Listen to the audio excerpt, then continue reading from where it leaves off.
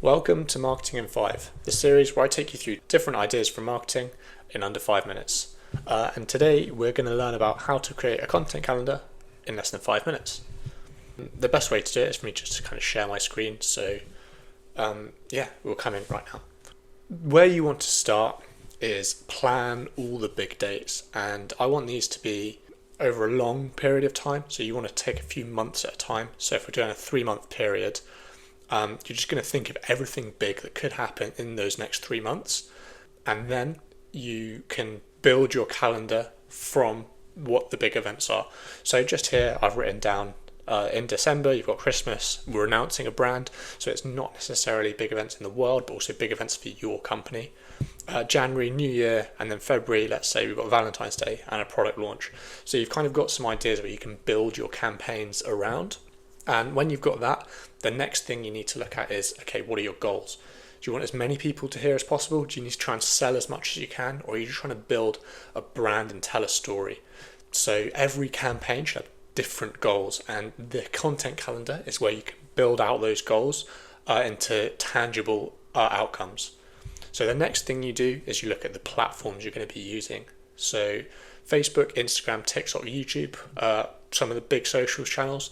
But again, you can kind of use anything and use it how you want to, as it's for you to plan your content. So brainstorming ideas. So before I start a content calendar, we write down absolutely everything you could possibly think of. So you go, no ideas are silly, nothing's off the table, and you just get it all down.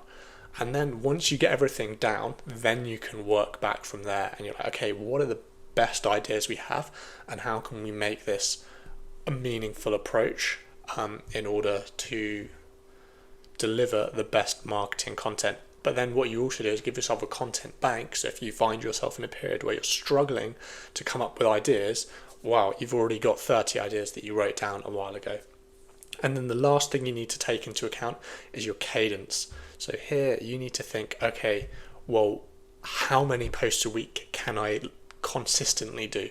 Because if you're saying, oh, well, I'm going to do a post every day, but then you don't keep it up, that's going to go against you. But if you're like, okay, we can do 2 or 3 good posts a week, and then you can really plan it out from there. Right, so now I've gone into kind of what a content calendar looks like. If I was making one really quickly in 5 minutes. So here we have the weeks and the days out, and then I've just got post title, post copy, and additional notes. And generally speaking, it's easy to color code, so you know what posts have gone out, what posts are pending, and then you also can if you're using Sheets or Excel or something, just have another page with all your ideas, your idea bank, and then you've got something to refer to off there. But basically what I've done here is geared towards something going on sale. So you start with an announcement and you're plugging the mailing list, you're building awareness, and then you move through with a mixture of organic content which isn't trying to sell. Because if I'm following a page, I don't want to be sold to every post I see. I want to be able to engage and interact with this brand. So here we have brand ambassadors engaging with the post. We've got a storytelling post showing something about the product. But then in the mix of this, you've got these posts building that excitement. So you've got, we're launching a product at the end of the month, or the pre-order's now open. And what this does is it sees your end goal of launching a product and getting as much sales in as possible. And it's building that awareness, but you're planning it out. So you're not just doing it all at once or surprise releasing, as you're giving yourself the best chance of succeeding by planning out when you're going to do the post, and you can slowly release information and mix it in with a really strong organic strategy. So you can mix it in with engaging with your audience. So I've got one here which is like, what is your favorite feature about the product? And here you're just kind of engaging with your audience. So they're interacting with you.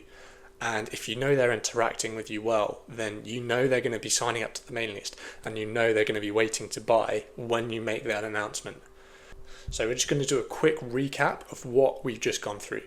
So the first, you want to make a long form calendar of all the events that you're using. Secondly, set your goals. What are you trying to achieve in this time period?